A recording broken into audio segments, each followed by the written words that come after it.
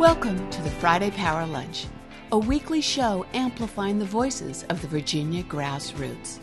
Each week, we provide engaging conversations about politics, culture, and women making change.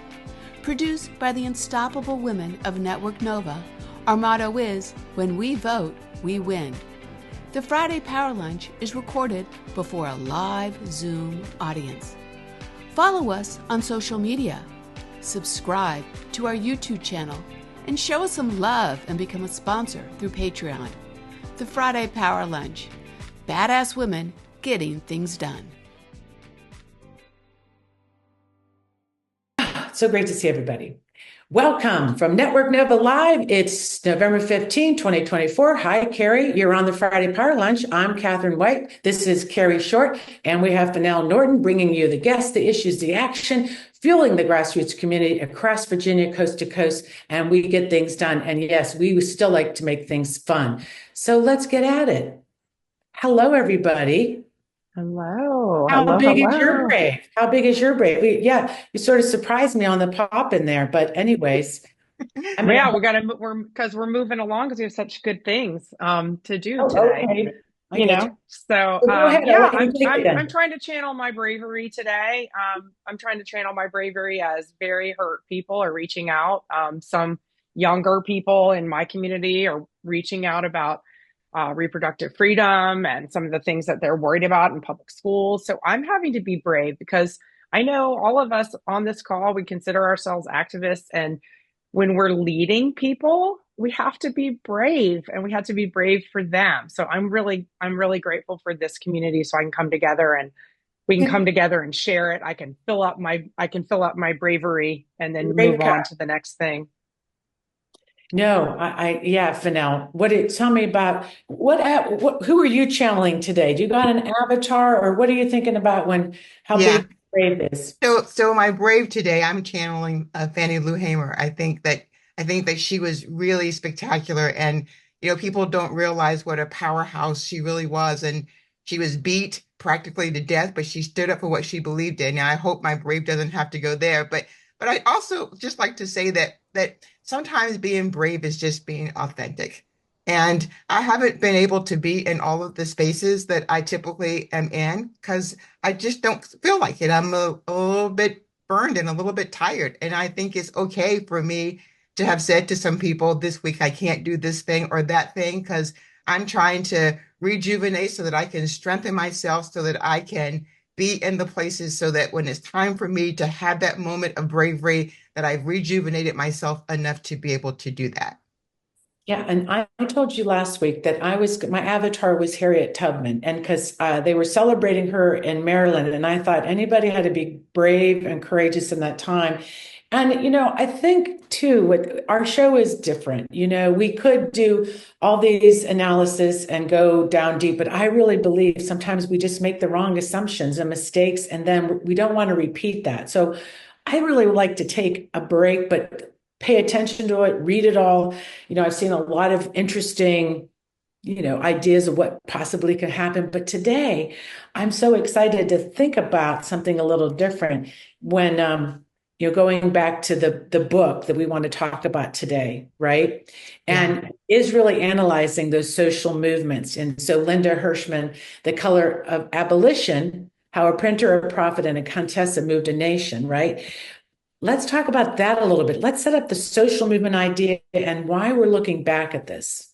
Yeah, and so we can save a little time here, but I'm so excited to talk about Linda Hirshman. And as we're talking about being brave, I think it's important for everybody to sort of have a little bit of an understanding about who she was. So she was an American lawyer. She was also a pundit. She was an academic. She was an author. And most importantly, she was a cultural historian, and she'll tell us about that.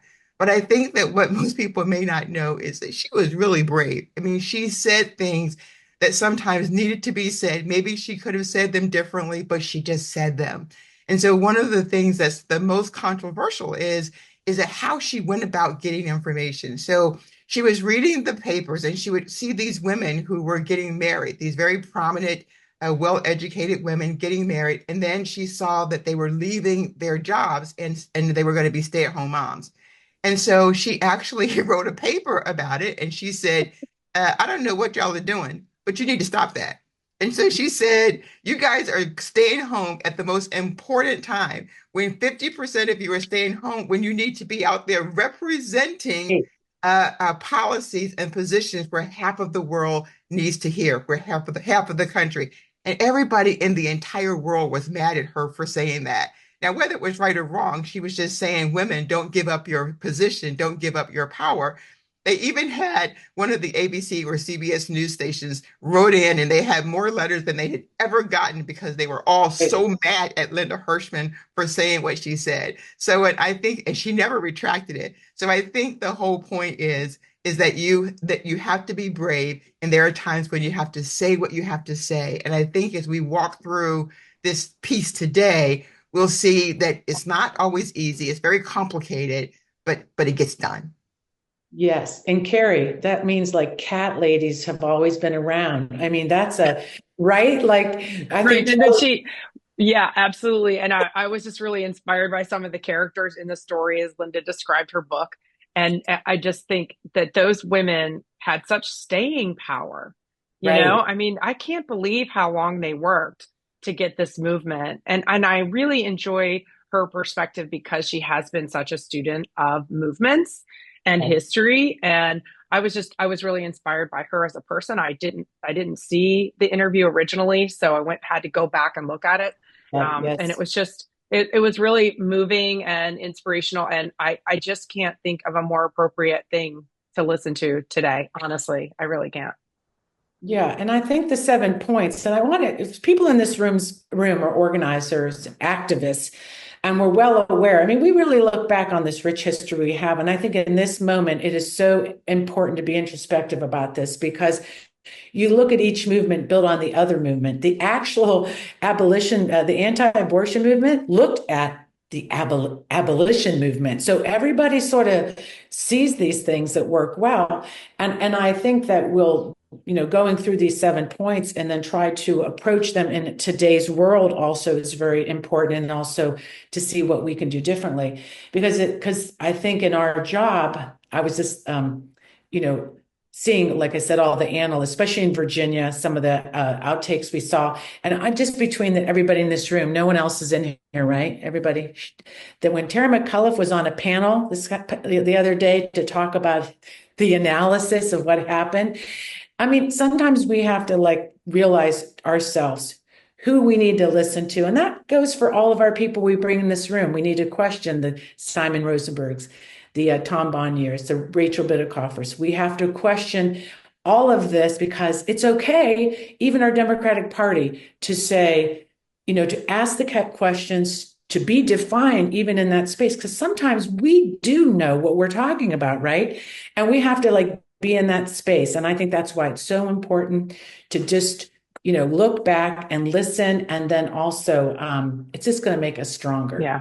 I just kind of going back to that whole staying power about being brave and listening to their assessments, grassroots have the long view. We're here 365. We don't operate on an election cycle. We're a community. Yeah. And no one should gaslight us. And that's what I'm trying to bring up is that, folks, don't get gaslit by our own party. We need to talk to everybody and not, just rush to judgment. I know, bring on people that did win their races and talking about that, maybe, what we can improve on. I think that's what it's about. And then also it helps us to stay really positive and in our work. So for now, as we move through, I want to make sure that everybody in the group, our community, knows how they are going to be involved in that. Yeah, I wanted to just add a couple other points. Of course you do. Why Of course I do. And that is that nobody is right all the time. Right. No matter who you are, nobody is right all the time. Yes. And so I think that gives people an opportunity to sort of step back. And I think in our look back today, we're not asking anybody to think about anything. All we're saying is just listen. Just open up and just listen and see if there are things to be learned, things to be shared, ways that we want to think about ourselves. I am not trying to do any punditry today about, woulda, coulda, shoulda, dida. I don't even want to hear it. But what I'm more I'm interested, holding myself back, but go ahead. yeah, hold yourself back. I don't even want to hear it. I mean, what I'm really about Yeah. is just giving ourselves some time today to just sort of think about where we are and just think. Just open up yourself and just listen and think. Thanks. Think someone's trying to talk down to you or tell you anything. We're Yep. just giving you a little bit of history. But everybody in the room, I saw Jane Jackson raise her hand. You're new to the community, and we have the after chat after 1 p.m. And we are going to let you have raised hands. I see Rose Fabia here. Rose, fabulous. All the door knocking you did. Oh my gosh, I can't wait to hear from Rose in the after chat. So many great people in the room. So today, as you listen, we really want you to use the chat to talk about how this impacts you as we go through the 7 points in the playbook today, because these are relevant to activism and how we can apply them. And then at the end, we're going to do some chitty chatty. And I think we need to, involve everybody, but please don't use the chat to sort of do that. It's okay. Just use the chat respectfully. Okay. So I'm very excited. So what do you want to do for now? And Carrie, you ready? Yeah, I'm ready. I can't wait to see it. I want to. yeah. I want to see it. So we're gonna start in just a minute, but I do have a Bye. couple of pieces. Bye. I do have a couple of things that I'm gonna share. And so before we get started, Robbin, I have just a paragraph that I want to read from Linda. These are dark times, but dark times do not always prevail. 4 decades after a black spokesman told their white so-called friends in an execrable American colonization society that they would not be returned to Africa, and just 30 years after the black activist David Walker published an appeal to the colored citizens of the world, promising that the blacks, once started, would form a gang of tigers and lions, the newborn Republican Party won the presidency on a platform of restricting slavery. 10 years after Garrison torched the copy of the Constitution, Abraham Lincoln signed the Emancipation Proclamation. How did they do it? The specifics of their fight are not identical to what pro-democracy Americans now face, but the work of the abolitionist movement is comprehensible and replicable. It is the closest thing that we have to a blueprint for how to rescue our democracy. So we'll get started. I write about social movements. So I have written about the feminist movement. I have written about the gay revolution. And I wrote about the legal feminist movement in a joint biography of Ruth Bader Ginsburg and Sandra Day O'Connor. So I write about movements. That's my beat. And if you care about social movements, then of course the most important movement in American history was abolition. It was the absolutely necessary to abolish slavery before America could make any progress toward being the representative government that we still are not at. But abolition was the most important movement. So I have always wanted to write about it. But it's history. I don't have any live people to interview, and it's my live people that usually make it interesting. So I hesitated. Finally, I thought, I'm not getting any younger. I better do it. If I'm ever going to do it, I should do it. And I thought it would be so interesting to see. Abolition is one of the rare truly interracial movements in American history. And I thought it would be interesting to see how that went. How did that work for you?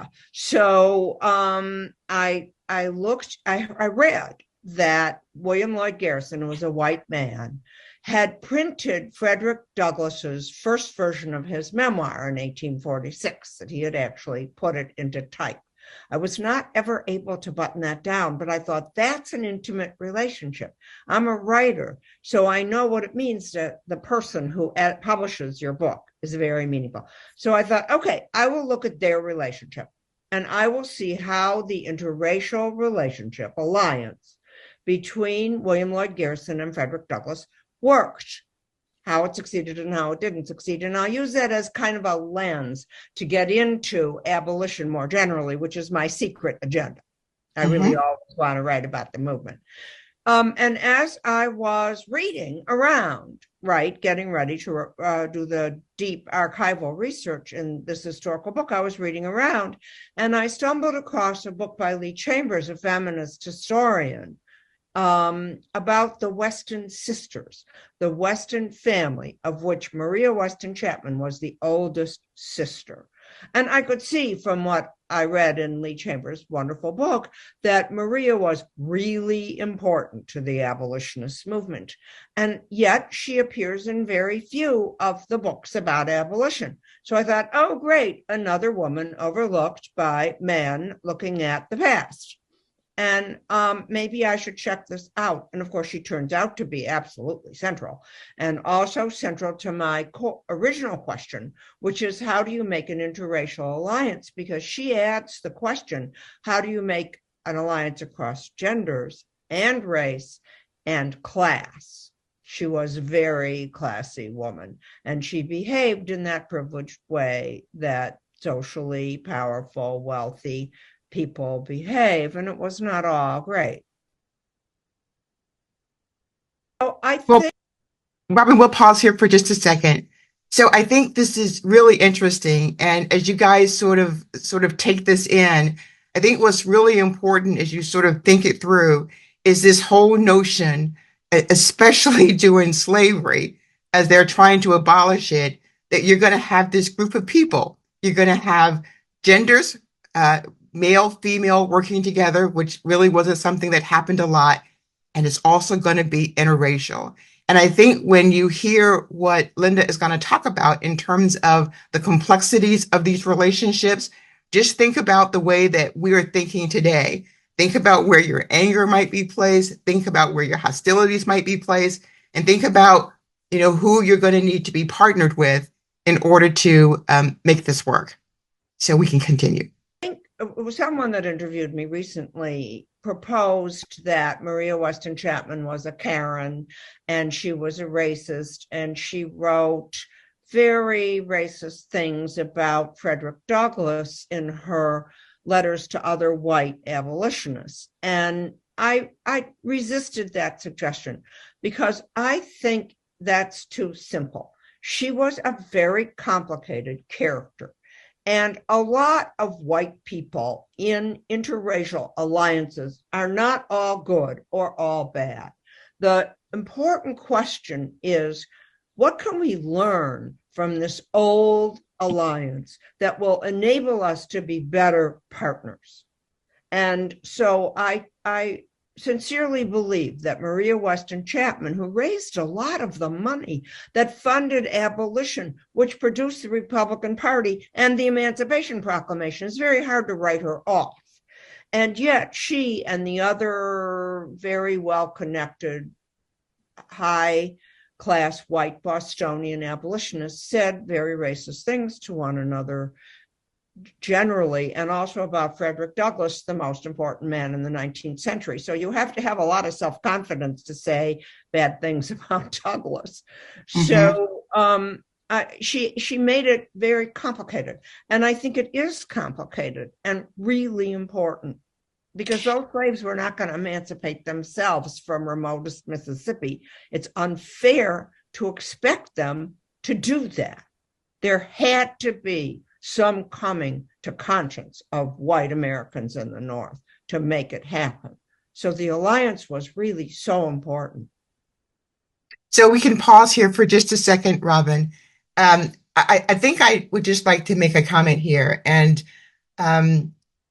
there's a lot of talk, and this isn't me being a pundit, but just expressing my personal feelings about how Black women are feeling today, about how the election went. And I think that is fair. We can't change anybody's feelings about that. But what I do think is important is that we don't throw people away. We all have friends who are not like us. And so what I'm trying to say is that that's 53% of people. That's not the other 47% who are our partners, who are our friends, who work with us in this work.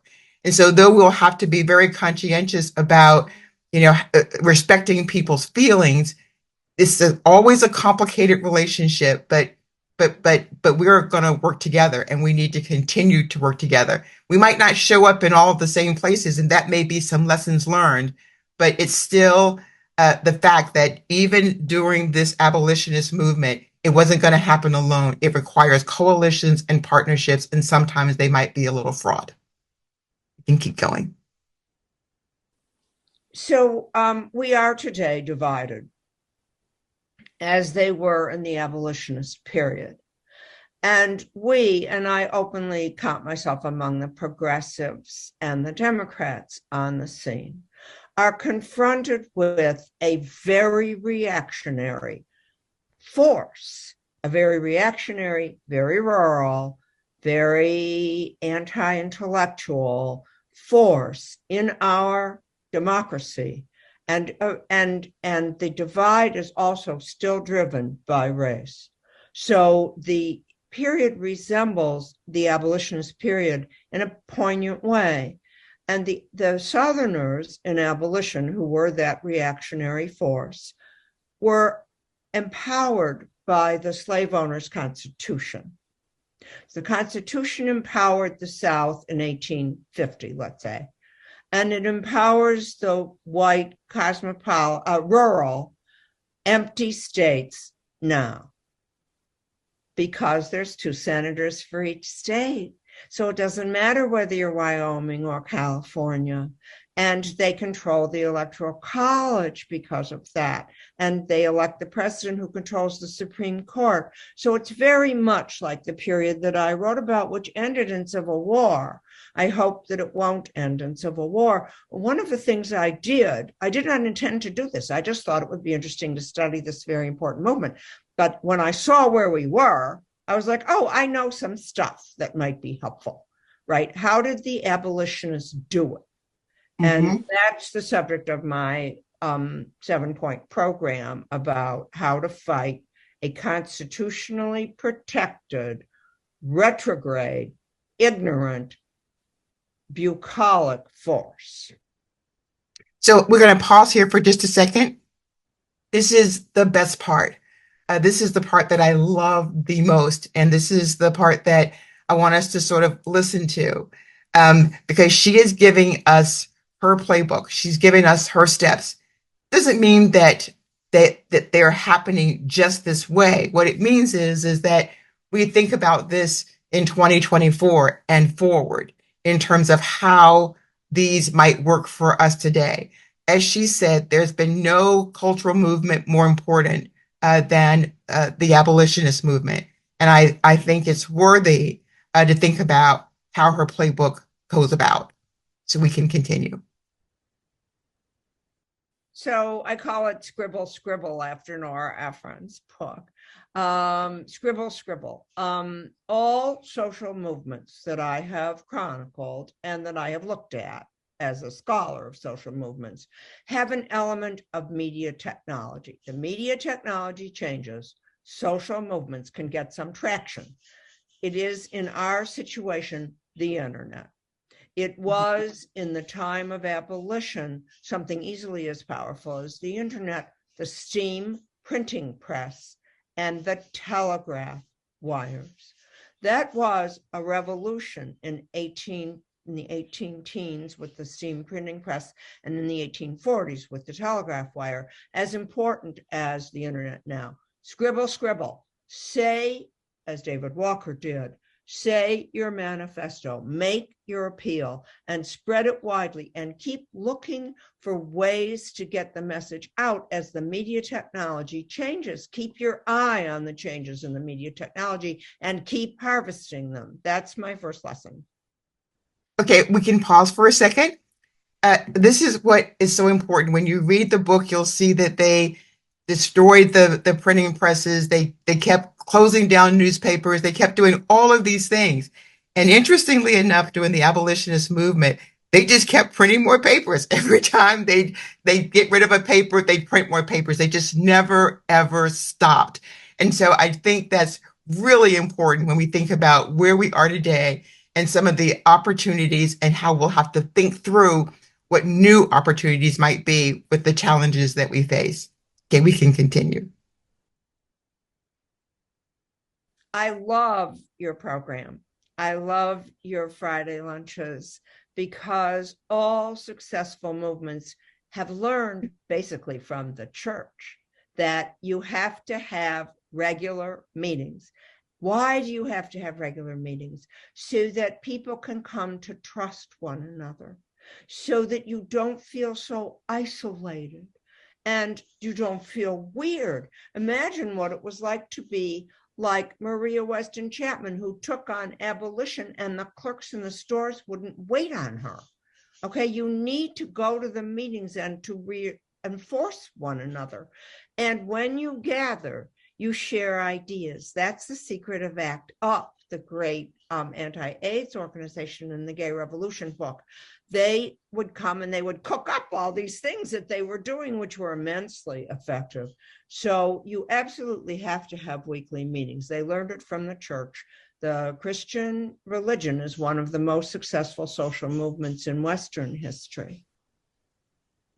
Mm.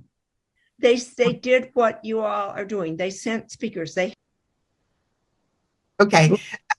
Yeah, I was just going to say this is important, and this is why we meet.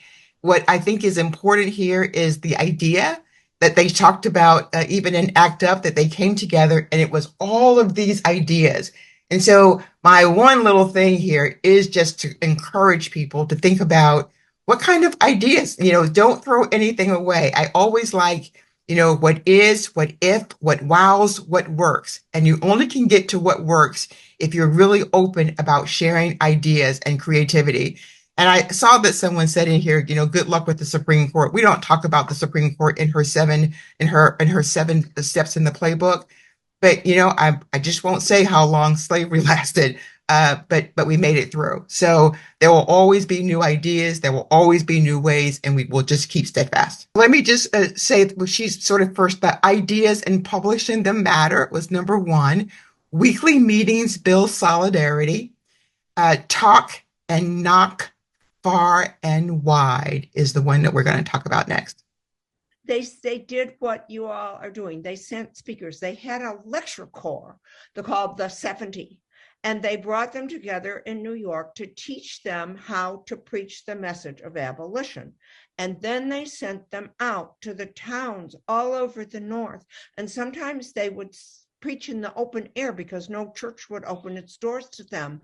And they would stay in those towns until the communities were, quote, abolitionized. Just like in the evangelical movement, when they would stay in the towns until the people had their souls changed by the evangelical movement. They learned that lesson. So they would speak. And when they would speak, they would get to know each other, and they would keep coming back. I have a character in my book, Theodore Weld, who was the most effective speaker of all the abolitionist speakers except for Frederick Douglass.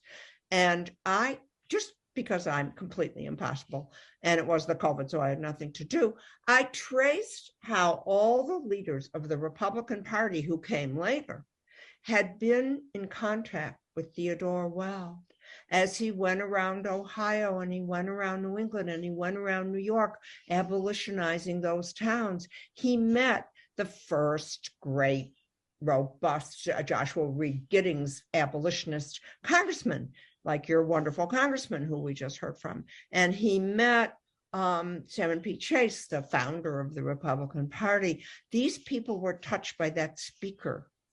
How meaningful is that? And people need to hear from people who resemble them. So one of the things that the women did in abolition is they led the petition campaign. So they would go to people's houses and knock on their doors, and who would be home during the day? Other women. And they would see them at their kitchen table, and they would talk to them about abolition and get them to sign the petitions to abolish the slave trade in the nation's capital, for example. And then they would convert the woman that they were talking to, and then she would convert her family, including her husband or brothers who could vote when women could not vote. It's very important to hear from people who resemble you. And you can't do it on television. Right. Okay, so we're going to pause there for a minute because I think that one is fantastic. And I think that in the after chat, there will probably be lots of discussion about the talking and knocking far and wide and making sure that there are people who resemble you and what you do and how you say it. I think that that's critically important. And I think it's also important to understand the role that women played when you actually went out and actually talked to people and the influence that they had on their families. And then finally, the ones that we're going to put together is making injustice visible to the public and not being intimidated and never giving up.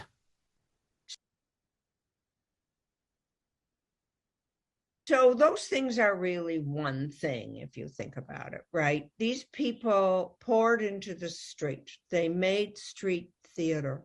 And when the anti-abolitionists, who were very common in the northern cities, because the northern cities ran on slave cotton, so there was a very big resistance to abolition in the cities, they were pretty violent. They would threaten the abolitionists with violence, and Frederick Douglass got into a lot of fights defending himself because he was not intimidated. So there was a lot of violence. And Maria Weston Chapman, this is why I didn't want to write her off, looked around as they were attacking her meeting, right? She's there with all those corsets and skirts and all that stuff. And she looked around and said, if we have to die for freedom somewhere, it might as well be here. So they met and they weren't afraid of the violence that was directed at them. It came a lot from the South. The Southerners in Congress were constantly challenging abolitionists to duels. So, and the Southerners were like always shooting at one another. So they were really good at dueling, and they would challenge the abolitionists to duels. And then the abolitionists would have to choose between their life and their honor. And many of them retired from Congress rather than face that threat. But finally, Joshua Reed Giddings stood up to them, and one of the enslaver congressmen threatened Giddings, and Giddings looked at him and said, "You talking to me?" So we're not giving. So Linda, thank you so much. I will give you the opportunity. Parting words for us. What's our Be Brave? I think the parting words are that the alliance was so difficult that Frederick Douglass only stayed with the Boston clique for 10 years, let's say. So difficult, and yet essential. So it is both necessary and sufficient that we learn to deal with each other with honor and respect across racial, gender, and class lines. That is the only thing that worked to abolish slavery. That is the only thing that is going to defend the Republic against the challenges that we are now facing. Thank you, Linda. So that's wonderful. I want to sort of conclude with just a couple of things that I think are really important in terms of making injustice visible to the public, not to be intimidated and not giving up. We're talking about 2024, and she's giving us lessons that came from the abolitionist movement, and she always makes them make sense to where we are today. That's what our responsibility is to take these lessons and how do we apply them today? So it may be things that they did in ACT UP that may not be appropriate for us today. But remember, I said, what is, what if, what wows, what works in terms of how we look at this playbook and make it make sense for us today. One other point that I'd just like to quickly make in terms of the making injustice visible to the public, and it might look different, but when they were going through this thing, when they changed the law and they were going to take free slaves and they would come to the northern states and return them back to slavery, the people revolted against that. And what happened is because they stood up to it, one day they did something that was so vile that someone was watching. And that person who was watching ended up becoming very, very, very involved in the movement. And that person was Abraham Lincoln. So you never, ever know who you're going to impact by standing up for something or making injustices that are happening in our communities public to everyone else. And so in terms of never giving up, in conclusion, I want to read another piece from Linda Hirshman that I think is really important.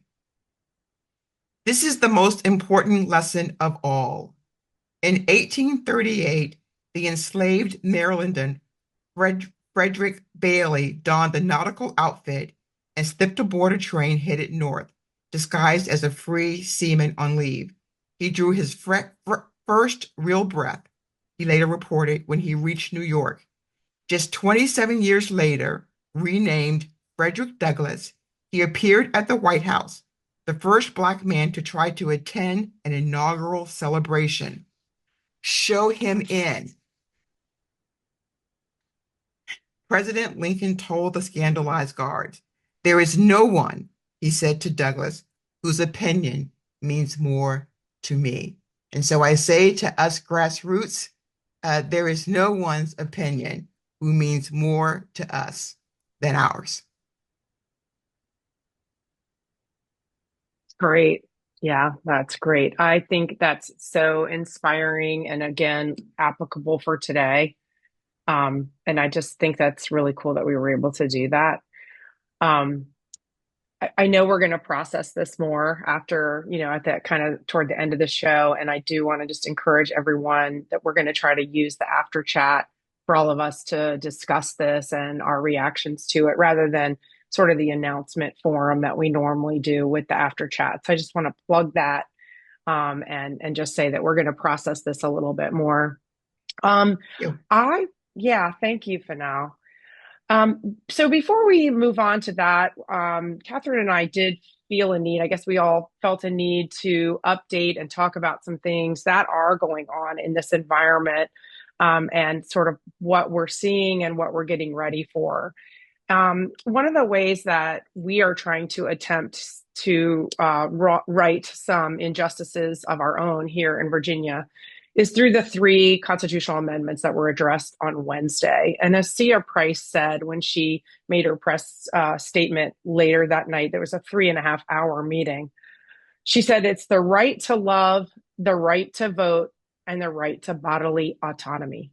And that is what they accomplished on Wednesday with the discussion of the wording for the 3 constitutional amendments that will protect rights for many, many Virginians. The first one I want to address is directly related to the Jim Crow era, and that's the restoration of rights for felons. For completely indispensable reasons, the Virginia Constitution requires that each felon personally petition to the governor to restore their voting rights. Virginia's archaic policy has been identified routinely as purposeful disenfranchisement and targeted for reform. So our buddy Glenn Youngkin brought it back front and center in 2023 when, despite the last 3 governors granting restoration of votes by groups of felons all at once, he refused. Of course he did. So the sponsor of the constitutional amendment that was introduced last session, but it was carried over for this session, Elizabeth Bennett Parker, delegate from Alexandria, she described this restoration process as basically at the whim of the governor. So whoever is the sitting governor gets to decide in any given year. The heart of this amendment, one person told me, the language that is being used, at the heart of this language that was agreed upon on Wednesday, is that voting is an unalienable right. So it passed, and all 9 Republicans voted against moving forward with the amendment language. Of course they did. So who's against this? It's important to note some victim groups are against this. They would like to see restitution or more punishment. And then, of course, there's everyone who wants to make America Jim Crow again. So that covers that. The second one that I want to judge, thanks. I'm going to make a hat for that one. Marriage equality. Now, this one is a little more uplifting. I'm excited to say that 4 Republicans joined all the Democrats in moving this amendment language forward. Virginia's Constitution actually did not include any language that outlawed marriage or that restricted it to marriage with a man and a woman. Nothing in our Constitution. But in 2006, we passed an amendment. The voters of Virginia passed an amendment to prohibit same-sex marriage. Now, I was really interested to find out why on earth we would do this in 2006. Well, apparently, same sex marriage ballot measures were all the rage in the early 2000s. I'll give you one guess. Karl Rove advised Republicans to get same sex marriage ban on the ballot in states to bring out the Republican vote. So 23 states passed these bans from 2000 to 2007. And Virginia's was one of the most restrictive. And so ironically, it also passed the same year that Democrat Jim Webb won Senate and beat George Allen. So obviously, our ban was overturned when two men from Norfolk, Virginia, proud to say, and a lesbian couple took their case to the U.S. Supreme Court for marriage equality and won. So many equality activists want to be sure that those Republican-led bans of same-sex marriage never make a comeback.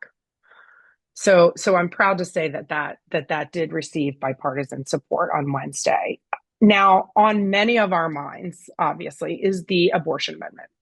And so that was dangled in front of us at the last election season, and yet only to be mansplained away by our own allies this spring.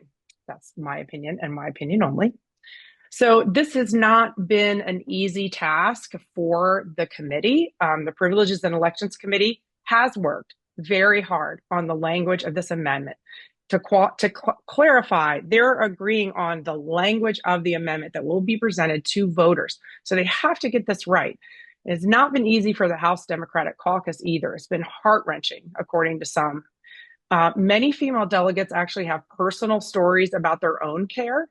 And so it's very emotional when they talk about this. So they're trying to work through this language. And several changes were made to the language in the last week and up into the very last minute. According to abortion rights activists I spoke to, they were always getting closer and closer to the protection language that they were wanting up until the very last minute, including the day of. So Republicans kind of called foul on that, but delegates Herring and Sia Price would have none of that. So I'm so proud of them to stand up for us. Republicans made a motion to lay it on the table. Of course they did. But it failed. And so the language passed on party line vote, of course. Now, advocates on both sides were given ample time to speak for and against the language. And I honestly kind of expected it to be a much bigger deal. But at the end of the day, it kind of went as expected. And a delegate described it as fine. It's fine. It was just fine. So maybe they're expecting a bigger fight when it comes to the floor. So we need to really be brave. As we're channeling our bravery, that the first few days of session will likely see this amendment language come to the floor. And I was told it will be probably in the first 3 days. And changes can still be made, right? So maybe that's why there weren't bigger fights on Wednesday, but we need to be ready to fight. We cannot accept any changes, none, that weaken this language, that put any time limits on it, or that make this language more confusing to voters. And we saw Youngkin try to make all of this sound very reasonable last fall with his little speeches and his little videos. But we need to be brave and we need to be ready.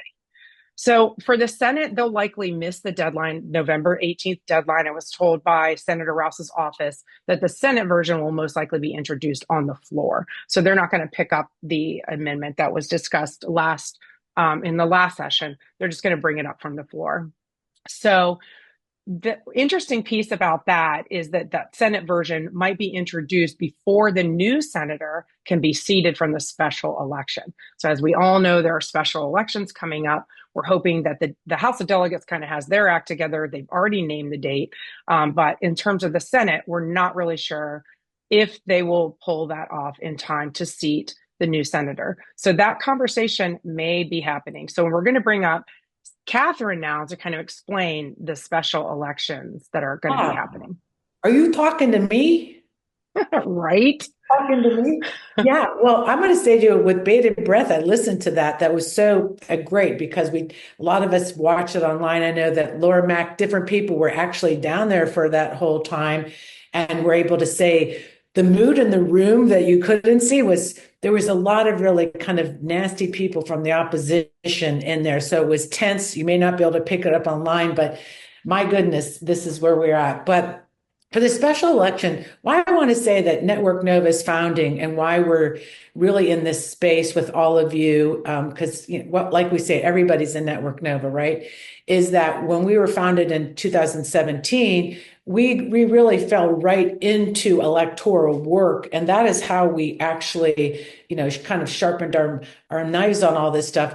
Because Virginia is now very similarly, very the same as in 2017. We're out of the gate with an election, and I think New Jersey maybe is just the other state. So all eyes are going to be on us. People are going to be working in our state. So it's really important. And this is also a lot to be proud of, that we built this infrastructure to be ready for this race. And so we are really built to handle all of this at once. We have to be ready for the federal fight, the larger things we're seeing on the bigger stage to react to when we see some of this already kind of strange fights going on in the House. We have to pay attention to that so we know how to show up in that space. At the same time, in Virginia, there's going to be a great opportunity here for us to just make progress, and like with the lessons we're even learning today, how to apply that process. Network Nova has always been good in that space. We're very innovative. We very much understand that not being super emotional about this. We really have to look at our tactics in going forward and make some pivoting. The special election is going to be very important for us in Virginia because, as Carrie Short said, this is all about our constitutional amendments and moving them forward. So we need to, the Senator Suhas got elected to Congress in CD10. We also know that John McGuire down in he also got elected to Congress, and that's CD5. So then how does that relate exactly to our progress in our own General Assembly that starts up on January 10th, correct? In a big way, our session starts. So we have all these moving parts, and it's going to be really important that we get involved. The primary is this weekend in Loudoun County for CD10, electing new people to that seat. And we really know that that's going to be a tough fight in there, and they're going to want to come take that seat from us because it will determine the outcome of our Senate, which is already very close. I mean, right now we have in the Senate, that is a narrow 21-19 majority. So very important. We also know that we have a lot of people. We already have, 6 people that have declared for the primary for CD10. Suhas has stepped down, but John McGuire has not stepped down. Rachel Levy is here from Hanover. Democrats in the after chat will address some of that. I don't know if that's some kind of sneaky tactics they're trying to do by not stepping down right away and calling an election, and they want to figure out that maneuvering, but we will pay attention to that for sure. So there is already a lot of people, though, that have stepped up for the John McGuire seat. There's over like 5 Republicans that have already stepped up. So our eye is also on the current General Assembly and also our upcoming elections, which this year will be on November 4th. We all know this. And we also know what a big race we're going to have because it's all statewide. We have the opportunity to get our blue trifecta to enact the policies we want and really protect Virginia. And I think set the stage for what needs to happen across the nation. I think Virginia has a big role in this. We're lucky to have Abigail Spanberg at the top setting that tone. She already is doing it. She's already in the fight in the House, even still as Congressperson right now. And then she will be also leading us in Virginia. We have Jay Jones and Shannon Taylor, who had just stepped up for Attorney General. Probably one of the most important seats that we saw after having this terrible Maneras Attorney General. Winning that back is going to be so important. So I'm very excited about that. That primary, just to remind everybody, will be June 17th. So we have for Lieutenant Governor, as we already know, a lot is going on there. So we have Senator Hashmi, we have Babar Latif, we have the former Mayor Stoney running, and also Virginia Senator Aaron Rouse. So we're going to have a really healthy primary for Lieutenant Governor, and I'm pretty excited about that. And like I already mentioned, Attorney General Shannon Taylor and Jay Jones will have a healthy primary, which is really good for our, for Democrats, because we can really, figure this out. We also know 100 seats are going to be up, right? And that's going to be one of our specialties. We like to flip seats. This is where we really have a lot of superpower in this space. But we're going to really look at what happened in Virginia and see how we can improve upon things. And we'll be bringing that to you in the next coming weeks and months to really make sure we have all the tools we need. With that, I want to make sure I don't take too long in this space. I bring up the team, and I want to say, for the prophet, our messenger, Fennell, an awesome job. For the Contessa, our Contessa Carrie, which you got your bonnet. Contessa, oh yes, you got your bonnet. I mean, you guys kept saying I was going to be the bonnet lady. I told you the bonnet. Now I'm going to shave my head for the live audience so I can look like James Wilkinson. I know why I got the bonnet. I guess. Yeah. I'm the Lee Corso. I'm the Lee Corso of the Friday Power Lunch. You are the bonnet. But so for the printer, so I love it. So let's go to our prophet. And so what are you thinking after this big show? So here's what I'm thinking. I loved hearing all of Carrie's stuff. Me too. But I loved it. I love that it shows us what we have to do. But I'm glad we focused this show on Linda Hirshman and this and really looking at her playbook, because I think that as we think about the road ahead, that these things are important. And I can't wait to talk about it. I mean, you guys know how much she inspires me. I talk about her just about every single show.